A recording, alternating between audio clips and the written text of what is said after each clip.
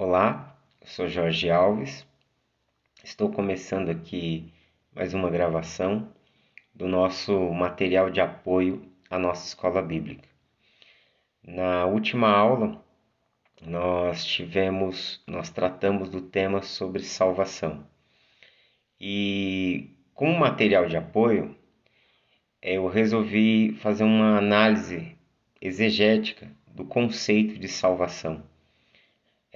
Explicar um pouquinho como a palavra salvação ela se apresenta nas Escrituras Sagradas, tanto no Antigo como no Novo Testamento. Então, a aula será compreendendo o conceito de salvação nas Escrituras. Vamos lá. Para começar, quando a gente olha, por exemplo, para a gente compreender alguns termos, algumas palavras, nós nos recorremos às ferramentas de exegese. O que vem a ser exegese? É exatamente o estudo das palavras das escrituras, né, no seu contexto original, no seu contexto onde que foi escrito, né, originalmente. Atribui-se o Antigo Testamento à língua hebraica, embora existam textos em aramaicos dentro do Antigo Testamento e até mesmo pequenos trechos, né, de influência grega, de influência persa, mas no seu todo o texto da Bíblia do Antigo Testamento é chamado de Bíblia hebraica, exatamente pela escrita em hebraico. E o Novo Testamento, embora a gente tenha influência do aramaico e até mesmo das composições provavelmente terem sido feitas em aramaico ou hebraico, né? Como alguns comentaristas falam sobre o texto de Mateus, mas as cópias que a igreja tem à disposição e que chegou ao conhecimento, né, do movimento cristão, da cristandade no decorrer dos séculos, foram as cópias gregas. Por isso nós dizemos que o Antigo Testamento foi escrito em hebraico, praticamente o Novo em grego. Então, eu me utilizei aqui basicamente de uma ferramenta muito importante, que é o Dicionário do Novo Testamento de Gerhard Kittel, né?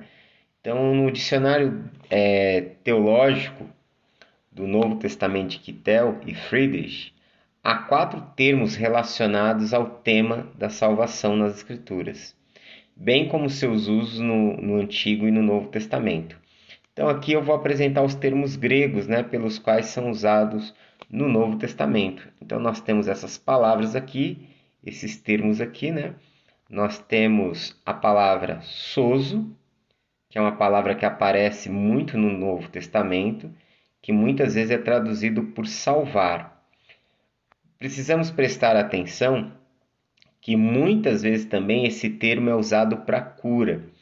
Todas as vezes que você lê nos evangelhos, praticamente todas, né? Não vou dizer todas, mas a grande maioria das vezes, ou quase a totalidade das vezes, onde você lê que Jesus curou alguém, sarou alguém, trouxe cura a alguém, a palavra é sozo. É a mesma palavra usada para salvar. Muitas vezes aparece uma palavra falando sobre salvação, a gente vai ver mais à frente, que o termo também é sozo.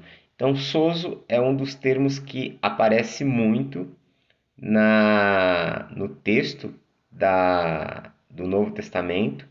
A outra palavra é sotéria, significa salvação, muitas vezes é traduzido pela palavra salvação, substantivo. Nós temos soter, que é salvador, como em Lucas, né, quando os anjos dizem para os pastores, né, que nasceu o Salvador, está atrelado ao termo de soter, ok?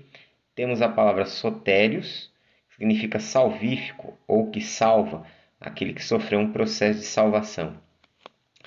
Nós vamos entender que no mundo grego antigo, o mundo onde dá origem ao texto do Novo Testamento, o termo salvar implica em tirar algo ou alguém de um grave perigo. Também pode significar o curar de uma doença ou proteger algo ou alguém da sua destruição. No uso religioso, o termo salvar pode apresentar tanto a noção de resgate dos perigos da vida, quanto a de preservar as coisas de perecer. Com isso, o que nós vamos entender? Que a palavra salvação, ela é uma palavra que carrega uma conotação muito ampla. Quando nós cristãos pensamos na palavra salvação, a ideia que nos vem de pronto é o plano da salvação, né? A forma como Deus agiu em Cristo Jesus para nos salvar da condenação, da morte, do inferno e nos dar perdão dos pecados e vida eterna com Deus. Esse uso da palavra salvação nesses termos se tornou um uso comum do cristianismo, principalmente na Idade Média. Mas quando nós olhamos para o sentido da palavra salvação, tanto no Antigo como no Novo Testamento, ou seja, nas Escrituras, a palavra salvação ela carrega um sentido amplo. Pode carregar um sentido de trazer livramento, de trazer libertação, de trazer cura, de trazer proteção, de trazer cuidados. E é isso que nós vamos ver a partir de agora. Vamos ver também como o Antigo Testamento enxerga isso, né? No Antigo Testamento, segundo a versão da Septuaginta, o que é a Septuaginta? A Septuaginta foi uma tradução que fizeram da Bíblia hebraica para o grego. Por volta do século II a.C., a comunidade judaica ela estava espalhada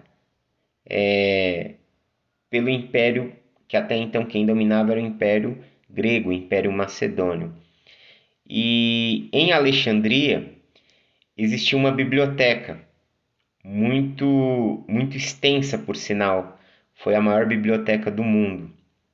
E reza a lenda, né? Acredita-se, alguns historiadores afirmam isso, outros discordam, mas dizem que eles não tinham uma cópia da Torá, do texto da Bíblia hebraica.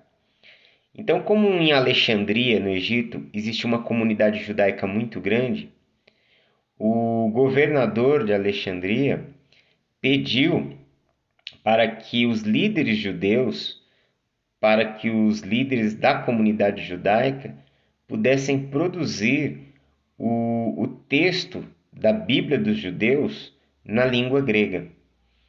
Então, acredita-se que reuniram cerca de 72 sábios, que foram tirados basicamente 6 de cada tribo, 6 entre os príncipes de cada tribo que ainda existente, né, das 12 tribos. Até então, mesmo eles estando dispersos, mesmo estando naquele contexto, eles conseguiram encontrar líderes e representantes dessas tribos. E aí eles fizeram um trabalho de tradução do texto da Torá. Eram 72 homens que levaram cerca de 72 dias. Por conta disso, desse número 70, essa tradução do texto da Bíblia hebraica para o grego recebeu o nome de Septuaginta, porque quer dizer a versão dos 70, a tradução dos 70 anciãos. Vale lembrar também que essa tradução da Septuaginta não foi de todo o Antigo Testamento, foi apenas daquilo que é chamado de Torá, que é o livro de Gênesis, Êxodo, Levítico, Números e Deuteronômio, que por sinal é muito extenso, é muito material, e ser feita uma tradução desse texto tão longo, tão extenso para o grego em 72 dias, foi praticamente um milagre, foi uma obra assim inusitada, fora do comum. Você vê a providência divina em tudo isso. Tanto que o texto grego da Torá, né, desses 5 livros, é diferente do texto grego do restante da Bíblia hebraica, porque mais tarde se fizeram traduções também do restante da Bíblia, do restante do Antigo Testamento para o grego.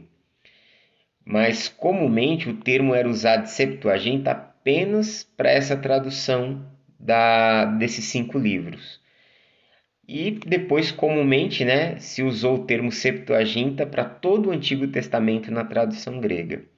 Então, voltando aqui, no Antigo Testamento, segundo a versão da Septuaginta, ou seja, segundo essa tradução do grego, a palavra sozo, que nós vemos aqui, né,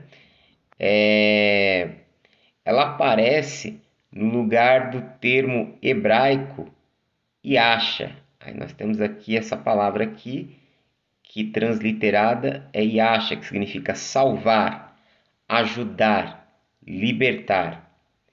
E aí, como em grego a gente tem o termo sozo e a gente tem o termo sotéria, em hebraico é usado a mesma palavra. Então, o termo sotéria é usado para os derivados do mesmo termo hebraico, ou seja, yasha.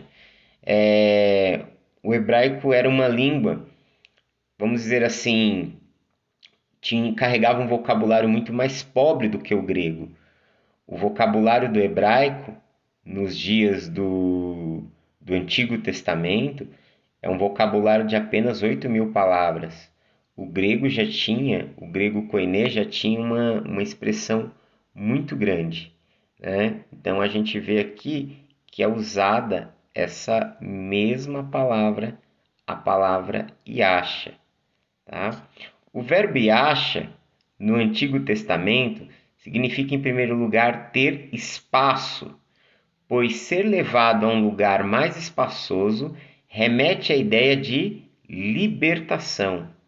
Os substantivos advindos desse termo hebraico compreendem tanto a libertação quanto o estado de salvação que se segue.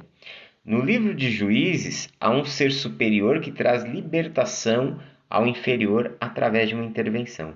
Então, antes da gente ler o texto de Juízes, vale lembrar exatamente essa questão, que a ideia de acha, de salvar, é ser levado para um lugar espaçoso, é ter a ideia de ser liberto de algo que está oprimindo, de algo que está fechando, de algo que está escravizando, em direção à liberdade. Então, agora nós vamos ver como esse termo é usado no livro de Juízes. Então, vamos aqui, Juízes, capítulo 10, verso 11 e 12. Diz assim: Porém o Senhor disse aos filhos de Israel: Porventura dos egípcios, e dos amorreus, e dos filhos de Amon, e dos filisteus, e dos sidônios, e dos amalequitas, e dos maonitas que vos oprimem, quando a mim clamaste, não vos livrei? Eu então da sua mão, né? Ou seja, Deus está...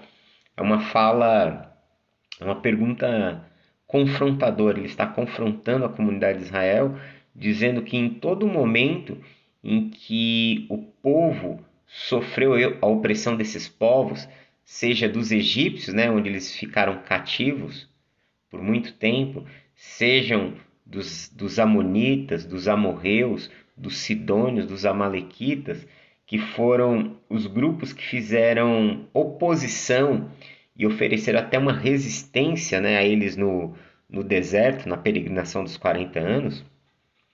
O Senhor está dizendo que em todo tempo ele agiu livrando eles, livrando-os, ou seja, protegendo-os, guardando-os. E você pode notar que aqui onde está a palavra livrei, eu estou usando a versão corrigida de Almeida, né? O termo em hebraico é yasha, ou seja, ele está usando a mesma palavra usada para salvação, ou seja, ele está dizendo assim que ele o salvou dos egípcios, o salvou dos amonitas, o salvou dos moabitas, o salvou dos filisteus, salvou-os, ou seja, livrou-os, livrou esse povo, livrou o seu povo, ou seja, salvação aqui carrega o sentido de preservação.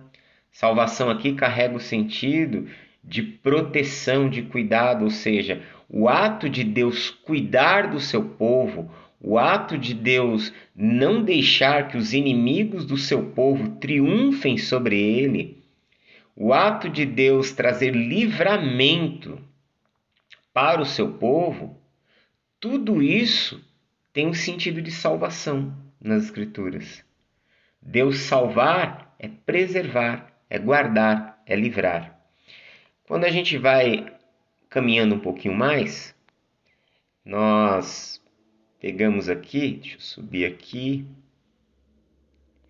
Aqui em Isaías, toda salvação que não provém de Deus é limitada, e por isso o povo de Israel deve esperar a salvação que vem de Deus e não de outra coisa qualquer. Deus aparece como herói e juiz que salva o seu povo. Então, veja só, Deus ele se apresenta como Salvador, como um herói, como um juiz, como um libertador. E qual é o sentido disso? Qual é o sentido de ser um salvador do seu povo? É uma salvação apenas espiritual? Não. É uma salvação, você começa a perceber logo de início, que no texto do Antigo Testamento está relacionado à vida comum. Todo ato de cuidado de Deus, todo ato de proteção de Deus, todo ato de misericórdia de Deus, todo ato em que Deus age favoravelmente em relação ao seu povo, protegendo, guardando, livrando, é salvação. Então, salvação é uma palavra muito ampla.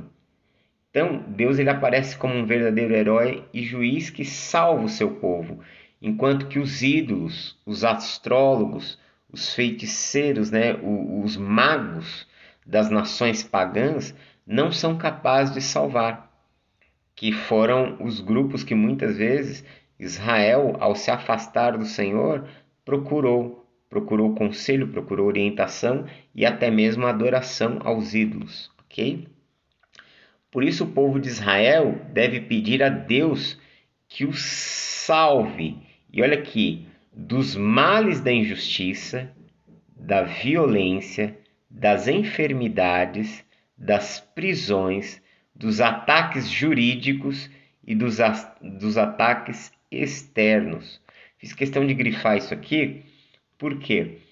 Exatamente para mostrar que quando o povo de Deus, quando a comunidade de Israel no Antigo Testamento pede a Deus que o salve, pede a Deus que seja o seu salvador, que Deus seja o seu salvador, e automaticamente pede que Deus o salve, eles estão pedindo salvação nesses termos, para que Deus os livre das injustiças, das situações que venham acarretar dores, venham acarretar prejuízos, venham acarretar sofrimento, que Deus os livre da violência, dos homens sanguinários, das nações bárbaras, cruéis, das doenças, né, das enfermidades, das prisões, ou seja, dos cativeiros, dos exílios, como eles viveram no Êxodo, nos dias, né, que eles estavam no Egito, e como eles viveram depois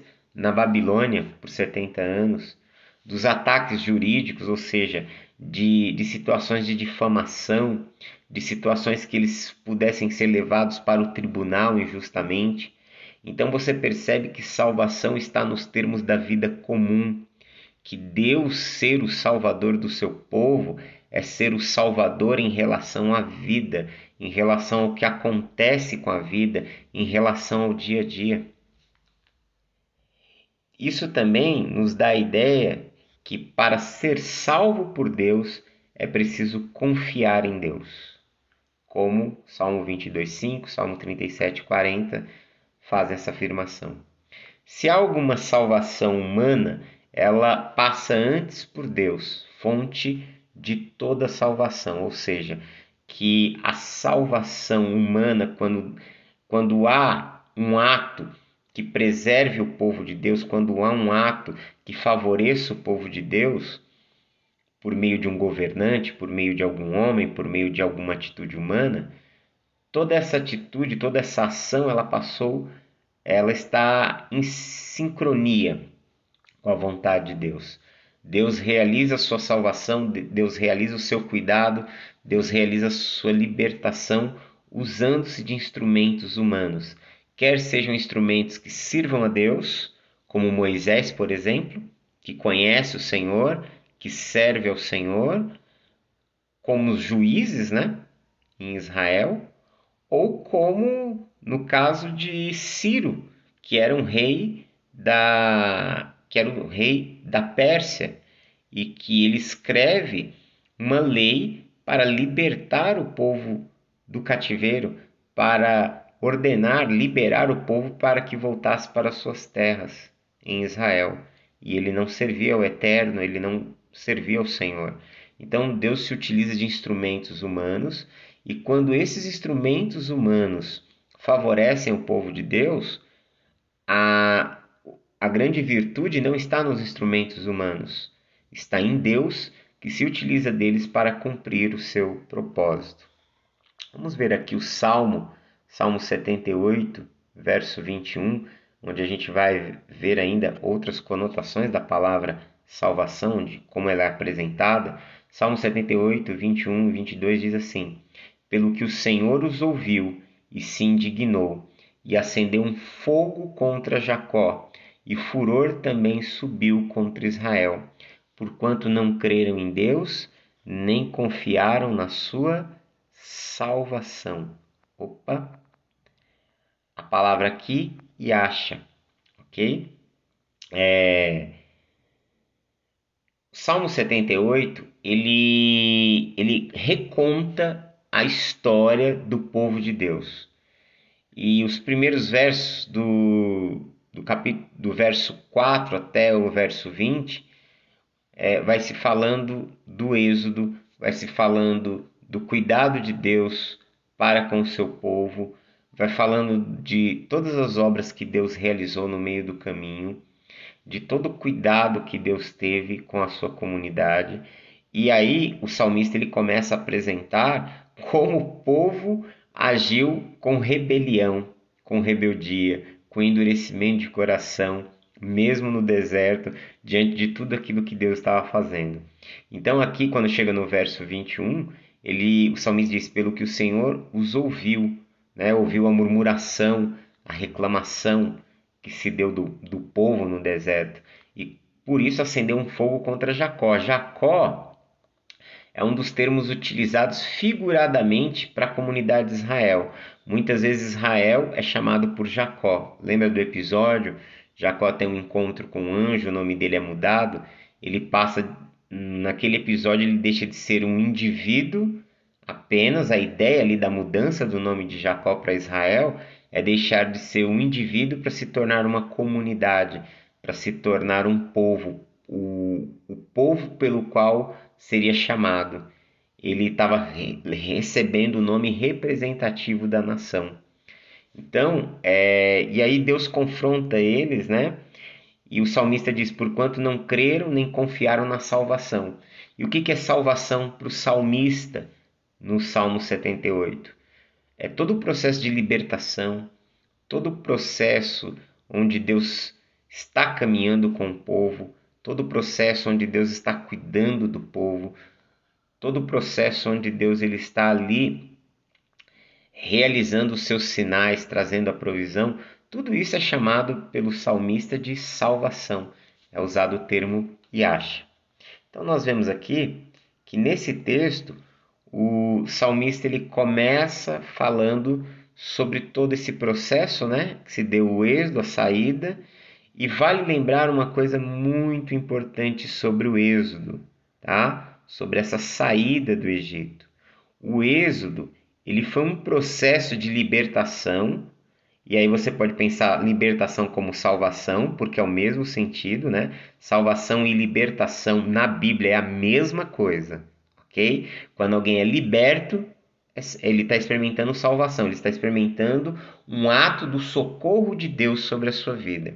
Então vale lembrar que o êxodo foi um processo de libertação, de salvação, de caráter sociopolítico, econômico e espiritual. Ou seja, a salvação ou a libertação que Deus operou no evento do êxodo, na saída do povo do Egito, é um episódio de salvação integral, de salvação ou de libertação que alcançou todas as dimensões da vida dos hebreus que viviam ali no Egito.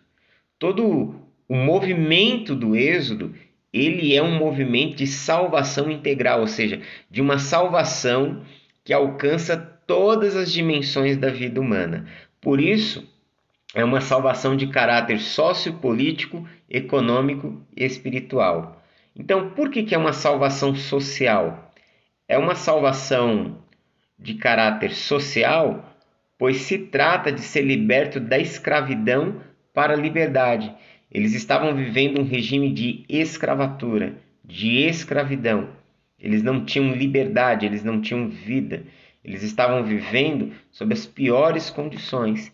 Então, eles eram uma sociedade de pessoas que estavam sob o regime da escravidão, e no Êxodo, Deus trouxe a eles o sentido da liberdade. Eles se tornaram uma sociedade livre. Eles entraram em um outro patamar de sociedade. Eles foram sendo constituídos uma nação. Deus os tirou do Egito para fazer deles uma nação. Por isso, no deserto, Deus lhes concedeu a Torá, lhes concedeu as suas leis, porque a lei de Israel, a lei foi dada por intermédio de Moisés à comunidade de Israel, é o código civil do povo de Israel. Não é apenas um código espiritual, não é apenas uma lei espiritual, uma lei cerimonial. Não, é uma lei, quando você lê ali a Torá, é uma lei que é um código civil, ou seja, como a nação ela vai viver, como ela vai existir. Então, eles vivem uma mudança social muito grande. Primeiro, de uma escravidão para a liberdade e de um sistema onde eles eram apenas um grupo social para se constituir numa nação. Também é uma libertação de caráter político. Por quê? Visto que Deus iria tirá-los do governo de Faraó e colocá-los sob o seu governo. O Senhor liberta o seu povo para dizer que ninguém governa sobre o seu povo a não ser o Senhor, que o Senhor é o rei do seu povo, que o Senhor é o governante do seu povo, que o Senhor é aquele que conduz o seu povo. Esse é um grande sentido. Fomos tirados do domínio de reis, de ações, de governos humanos, para entender que a sociedade, o reino de Deus, é um reino teocêntrico, é um reino centrado em Deus. Ele é o rei que governa todas as coisas. Então, ela é uma libertação também de caráter política. Depois nós vamos ver também que é uma libertação de caráter econômico. Por quê? Porque eles saíram de uma condição de miséria, exploração, escassez, para uma situação onde eles teriam uma terra, onde eles teriam suas casas e onde eles teriam condições de se autossustentarem. Como escravos, eles não tinham nada, não possuíam nada. Na verdade, quando eles entraram no Egito, nos dias de Jacó, quando José era vivo, eles tinham as suas posses. Durante muito tempo, eles foram homens livres. Aí o texto de Êxodo começa dizendo que assumiu um faraó que não conheceu a José. E este faraó, ele resolveu o quê? Escravizar o povo. Quando ele resolveu escravizar o povo, o que ele fez? Ele confiscou os bens do povo de Israel, do povo hebreu, na verdade, né? Confiscou os bens dele, ou seja, se tornou proprietário, se tornou parte do tesouro egípcio. Então, eles não tinham nada. Quando Deus age libertando-os, eles saem dessa situação de miséria, de exploração, de escassez, e Deus dá-lhes a promessa de uma terra e conduz eles para uma terra, que é a terra de Canaã. A partir dali eles podem ter as suas habitações, eles podem viver do plantio, eles podem viver do cuidado de animais, dentro daquela nova terra, daquela nova sociedade, ou seja, eles estavam vivendo uma mudança econômica, uma mudança no seu status econômico, ok? E por último, também, claro, uma salvação espiritual. Sim, é porque muitas vezes nós fazemos uma leitura do Êxodo apenas numa perspectiva de uma salvação espiritual. E a gente precisa entender que salvação está atrelada na Bíblia a toda a vida humana, tudo que compõe a vida humana. E aí, por que ela também é uma salvação espiritual? Porque eles foram salvos do jugo da idolatria e da perversidade da adoração egípcia, inclusive da adoração ao faraó, como sendo um filho dos deuses. Ou seja, a idolatria que sempre foi algo abominável ao Senhor. Então eles foram libertos dessa escravidão espiritual para adorar ao único Deus vivo e verdadeiro, Criador dos céus e da terra. Então a salvação ou libertação no Êxodo sobre a comunidade de Israel é uma salvação sociopolítica, econômica e espiritual. Alcançou todas as dimensões da vida daquela comunidade. No Salmo 78 que nós lemos, eu disse que ele vai contando a história do Êxodo. E aí ele vai apresentando Deus como libertador, no Salmo 78, 12, que opera milagres, Salmo 78, verso 13, como um Deus protetor, verso 14, como um Deus provedor, verso 15 e 16, e tudo isso ele arremata no verso 22 do Salmo 78, como sendo atos de salvação que Deus realizou em prol do seu povo, ou seja, tudo o ato libertador, os milagres, ou seja, a providência divina, a proteção, o cuidado em suprir as necessidades mais básicas, necessidades de comida, de água, é chamado pelo salmista de salvação, como um ato de salvação de Deus em relação ao seu povo. Por quê? Porque quando ele provê um alimento, ele livra eles da fome. Ele impede que a fome os mate. Quando Deus provê a água, ele impede que eles morram, subnutridos, de inanição, de sede. Ou seja, salvação está atrelada à preservação da vida. Ok? E aí nós vamos para o Novo Testamento, onde o conceito de salvação, no Novo Testamento, a ideia do Antigo Testamento ela é preservada, toda essa ideia, todo esse entendimento sobre o termo salvação é preservado no Novo Testamento, mas ele não é só preservado, ele também é ampliado, ok? Ou seja, salvação começa a ganhar proporções ainda maiores. Então, no Novo Testamento, a salvação também é usada no contexto de cura de uma enfermidade. Vamos ver essa passagem aqui, Atos 4:9. Temos aqui o texto dizendo, falando sobre a cura de um homem. O texto diz: visto que hoje somos interrogados acerca do benefício feito a um homem enfermo e do modo como foi curado. A palavra curado aqui, em grego, é sesostai, que vem de soso, lembra?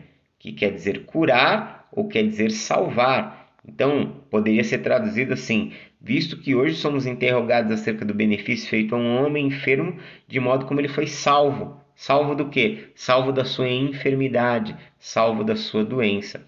Aqui é um interrogatório que é feito a Pedro e João depois deles curarem o paralítico que estava à porta do Templo Formosa em Atos capítulo 3. Ou seja, veja só, a palavra curar aqui é usada, uma palavra que tem raiz em salvação. Depois em Atos 14, verso 9, diz: e este ouviu falar Paulo, que fixando nele os olhos e vendo que tinha fé para ser curado. E aí o texto grego usa o termo sotenai, que vem de soso, que tem raiz em salvar. Ou seja, sempre nos mostrando que a cura é uma salvação da doença, da enfermidade, da morte. Ou seja, que curar, Quando Deus cura, Ele também está nos salvando. Em que sentido Ele está nos salvando? Salvando no sentido de nos preservar da doença, de nos livrar da doença, de nos livrar de um mal. Então, salvação ganha o sentido de quê? De preservação, preservação da vida, ok? Porém, nós vamos ver outra coisa, que o conceito de salvação se estende para além do âmbito físico no Novo Testamento. E é isso que a gente começa a perceber, e lógico, essa ideia aqui, ela já é mais clara dentro do cristianismo. O termo salvação, ele se estende para além do âmbito físico, e um exemplo disso aqui é Jesus com a mulher pecadora, dizendo que a fé dela havia salvado a vida dela. É o texto de Lucas, capítulo 7, verso 50, onde nós temos aqui: e disse a mulher, a tua fé te salvou. E aí você tem a palavra zesoken, que vem de sozo, que pode ser curar também, né? Ou libertar, salvar, vai-te em paz. Então, aquela mulher, essa passagem fala de uma mulher que ela chegou numa festa a qual Jesus havia sido convidado, e ela foi ao encontro de Jesus, ela se derramou em lágrimas, ela lavou os pés de Jesus com as suas lágrimas, secou com os seus cabelos, depois o banhou com um unguento caríssimo, um perfume caríssimo, que ela deveria ter gasto um valor, uma quantia exorbitante. Quando Jesus olha para toda aquela atitude daquela mulher, na discussão do contexto dessa passagem, ele quer mostrar para... E ele discute isso com o fariseu, né, que o havia convidado. Ele quer mostrar que a atitude da mulher era uma atitude de um coração quebrantado, de um coração que havia encontrado a graça do Senhor. Então, quando ele diz a tua fé te salvou, ele está falando que a fé dela em reconhecer a Jesus como Messias fez com que ela fosse preservada, fez com que ela fosse perdoada dos seus pecados. Porque o texto diz, ela é citada como uma mulher pecadora. E a ideia de uma mulher que tem uma vida duvidosa, de uma mulher que vive num cenário de prostituição, ou seja, o contexto da passagem, a palavra que é usada, o termo que é usado em relação a ela, nos dá a entender que ela era uma prostituta. E a forma como ela se achega a Jesus é num total quebrantamento, mostrando que ela está arrependida, que ela está cansada daquela vida, que ela quer viver uma vida nova, que ela quer ter uma experiência nova, construir uma vida nova. Quando Jesus diz, a tua fé te salvou, vai-te em paz, ele está colocando salvação nos termos de perdão, nos termos de restauração do caráter, restauração da moral, restauração da vida, restauração da dignidade. Ou seja, toda obra de restauração que se dá na vida de uma pessoa, ela é uma obra de salvação. Ela está atrelada à salvação, ela está atrelado a esse movimento de Deus em nosso favor, ok? Cabe notar aqui que o próprio nome de Jesus é ligado à salvação, como aparece no Evangelho de Mateus. Nós temos aqui em Mateus 1:21, onde o anjo diz a José, tu chamarás com o nome de Jesus. E Jesus é a transliteração de uma palavra hebraica, que é a palavra Yeshua, né? Yeshua, pois ele salvará o povo dos seus pecados. A palavra aqui significa o quê? Salvar, salvação, ok? Depois nós temos o termo grego soter, né? Que quando os anjos apresentam aos pastores, né? Tem o cântico dos anjos em relação aos pastores, ao anúncio, né? Aos pastores, em Lucas capítulo 2, verso 11, é usado esse mesmo termo, é usado o termo de soter, Vamos ver aqui, ó, Lucas 2:11 diz: Pois na cidade de Davi vos nasceu hoje o Salvador, Sóter, que é Cristo Senhor. Ou seja, Jesus ele tem o nome de Salvador porque ele é aquele que o seu nome é dado em decorrência da sua missão. O nome de Jesus, ele recebe o nome de Yeshua, o nome de Jesus, porque, exatamente como diz aqui, como o anjo disse, ó, pois ele salvará o seu povo dos seus pecados. O seu nome está atrelado à sua missão. E aqui, qual é o conceito? Ó, salvar o povo dos seus pecados. Então aqui você já começa a ver essa amplitude da palavra salvação. Até então a gente vê que toda situação em relação à vida, cuidado, preservação, libertação, a ação de Deus em intervenção socioeconômica, política, no meio do seu povo é tido como salvação. Agora a salvação começa a ganhar o caráter de livrar o povo dos seus pecados, ou seja, de uma salvação na existência, de uma libertação espiritual, de uma libertação na consciência, de uma mudança, de uma transformação a ser produzida na vida das pessoas. Então ele aparece como Salvador em Lucas 11, como em Lucas 2:11, como sendo esse Salvador que salvará o povo dos seus pecados. Por isso há toda aquela confusão também acontece em detrimento disso. As pessoas olham para Jesus, veem nele o sinal do Messias, veem o sinal de que ele está agindo como Messias, ele cumpre a profecia messiânica. E o que vai acontecer?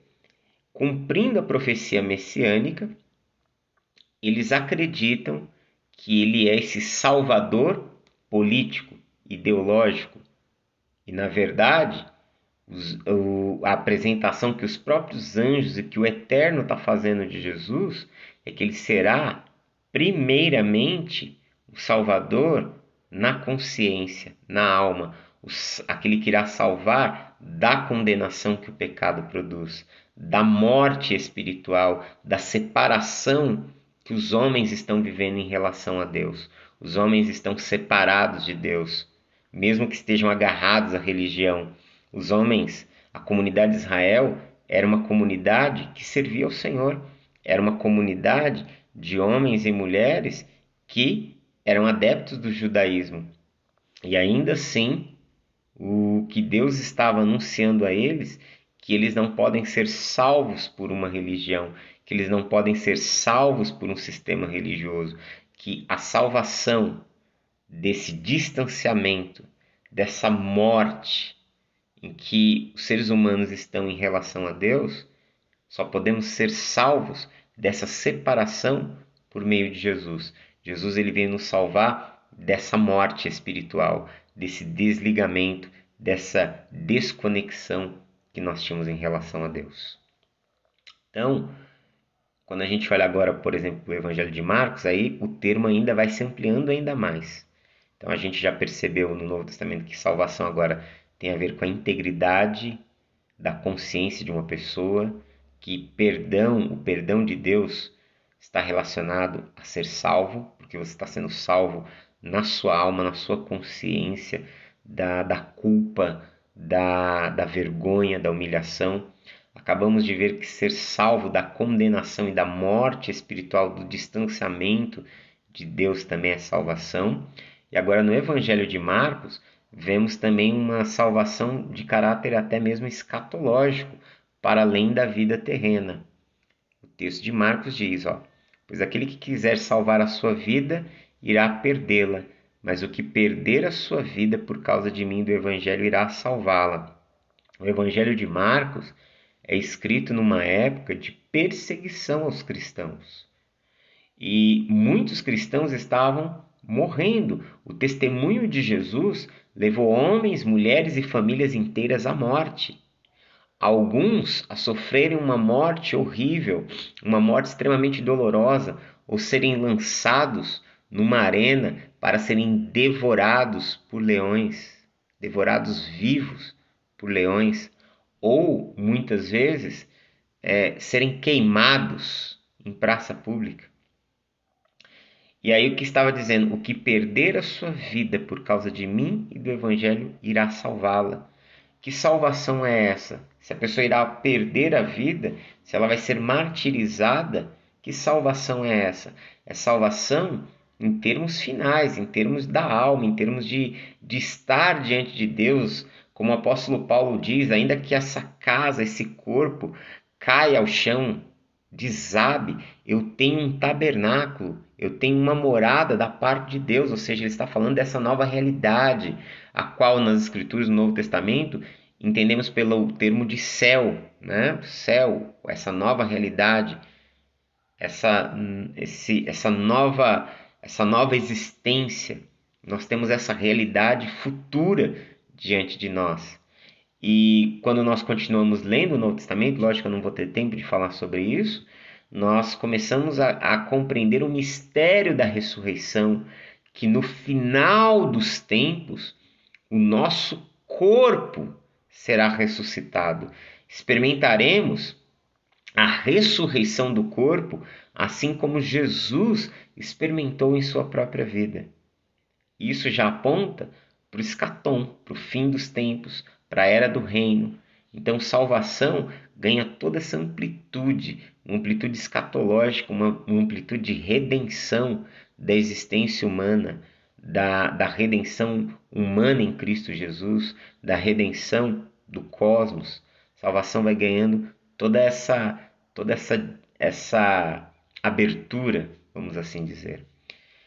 Olhando para as cartas do apóstolo Paulo, também há uma clara preocupação pela salvação.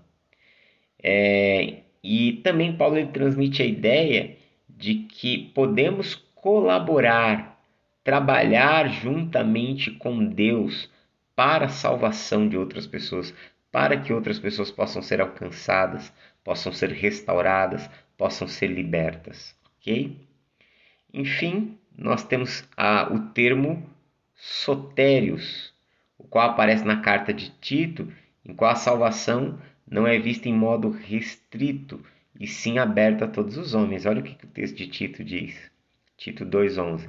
Porque a graça de Deus se há manifestado, trazendo salvação, sotérios, a todos os homens. Aqui, nós desmistificamos o conceito, a ideia de que a salvação é privilégio de uns, de que Deus escolheu uns para serem salvos e automaticamente escolheu outros para serem condenados. Não, a salvação é manifesta a todos os homens. A vontade de Deus é que todos se salvem. Agora, todos irão se salvar? E aqui já estou falando de salvação em termos espirituais. Estou falando em salvação em termos desse futuro, né? Desse futuro, de estarmos vivendo essa nova realidade diante de Deus, salvos da condenação, salvos da morte espiritual. Todos os homens experimentam isso? Quem dera, mas não, porque isso está atrelado também à nossa resposta àquilo que Deus está fazendo. Todos os homens experimentam o cuidado de Deus. Todos os homens experimentam, todos os seres humanos experimentam atos salvadores de Deus todos os dias. Já que salvação tem a ver com cuidado, preservação, livramento, já que salvação tem a ver com proteção, toda a raça humana experimenta atos salvadores de Deus como um testemunho de um Deus vivo, de um Deus pessoal. Mas a salvação, em termos finais, em termos da nossa existência, em termos de ressurreição, em termos de estarmos diante de Deus, a salvação em termos de novamente sermos conectados a Deus, ela só acontece por meio de Cristo e por meio de uma decisão pessoal em aceitar aquilo que Deus fez em Jesus. Então, nem todas as pessoas farão essa opção, tomarão essa decisão. Então, a salvação ela está estendida a todos os homens, mas nem todos experimentam exatamente porque demanda de uma resposta de arrependimento, de fé e de obediência ao Evangelho. Para a gente já ir finalizando, o livro de Apocalipse, ele retoma uma outra ideia, quando usa o termo salvação, de vitória, ligada àqueles que confessam, né, o nome do Senhor, que confessa a salvação de Deus. Apocalipse 7 está falando daqueles que são sobreviventes da tribulação, que passaram pela tribulação. E aí o texto diz assim, Apocalipse 7:10, e clamavam em alta voz, a salvação pertence ao nosso Deus, que se assenta no trono e ao Cordeiro. Ou seja, só Deus e o Cordeiro têm o poder de trazer salvação, livramento, preservação, vida nova, vida eterna para aqueles que se achegam até Ele. Para concluirmos, a salvação divina é uma ação de Deus para a vida e para o ser humano na sua totalidade. Para cada aspecto do ser humano, da vida humana, né? Seu emocional, físico, espiritual, pessoal, social.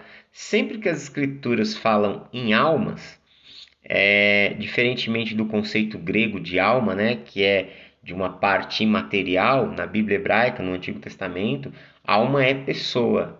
Onde aparece a palavra alma, traduzida em português como alma, não está falando de uma parte espiritual do ser humano, não está falando, não na maior parte do tempo, não está falando de uma imaterialidade. Alma é traduzido como pessoas.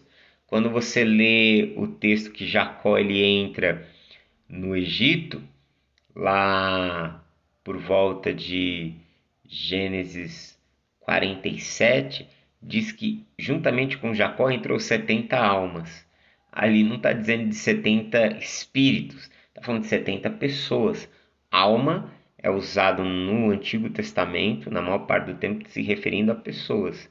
Então, sempre que as Escrituras falam em almas, diferente do conceito grego que usamos hoje em dia, alma é o mesmo que vida, vida de uma pessoa como um todo, ou seja, vida integral. Então, para concluir, o que a gente precisa entender? Que salvação nas Escrituras, o termo salvação, é uma proposta de restauração integral na existência humana. Ou seja, a salvação que Deus oferece alcança todas as dimensões da vida de um ser humano, inclusive a dimensão ética, a dimensão social, a dimensão política, a dimensão histórica. Não há nada que não esteja englobado dentro da obra, da ação salvadora de Deus na história e na humanidade, ok? Então, que o Senhor te abençoe ricamente. Estamos encerrando essa aula de apoio à nossa escola bíblica. Deus abençoe em Cristo e até mais.